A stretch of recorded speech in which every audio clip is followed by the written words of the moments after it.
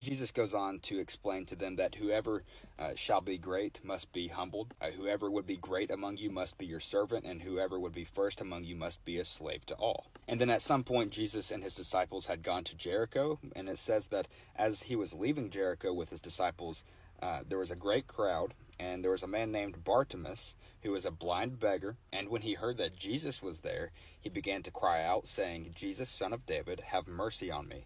And there were many people in the crowd that rebuked this man, but he just continued to cry out louder and louder, more and more, until Jesus stopped and had the man brought to him. Jesus goes on to give the man his sight back. Chapter 11 of Mark talks about the triumphal entry of Jesus into Jerusalem, and it says that when they drew near to Jerusalem, Jesus sent two of his disciples into the village and said to them, go into the village in front of you, and immediately as you enter it, you will find a colt tied on which no one has ever sat. Untie it and bring it to me. So they did what he said, and Jesus rode this colt into Jerusalem.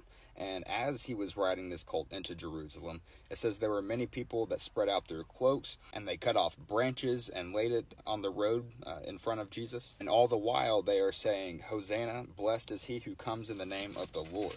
Blessed is the coming kingdom of our father David. Hosanna in the highest. The next day, it says Jesus was hungry, and he went to a fig tree that he saw in the distance.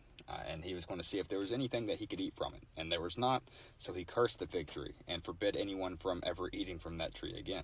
Verses 15 through 19 speak on Jesus cleansing the temple in Jerusalem. He did this by driving out those who sold and those who bought in the temple, and he overturned tables of the money changers and the seats of those who sold pigeons.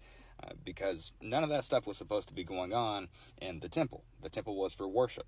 Then in the morning they passed by the fig tree that Jesus had cursed, and it had withered away from its roots. Peter pointed this out to Jesus, and then Jesus responded, saying, have faith in God. Truly I say to you, whoever says to this mountain, be taken up and thrown into the sea, and does not doubt in his heart, but believes that what he says will come to pass, it will be done for him. He tells Peter that whatever you ask for in prayer, believe that it'll happen, and it'll happen. The final section of chapter 11, verses 27 through 33, the Pharisees go to Jesus and challenge him. They ask him, by what authority are you doing these things, or who gave you this authority to do them?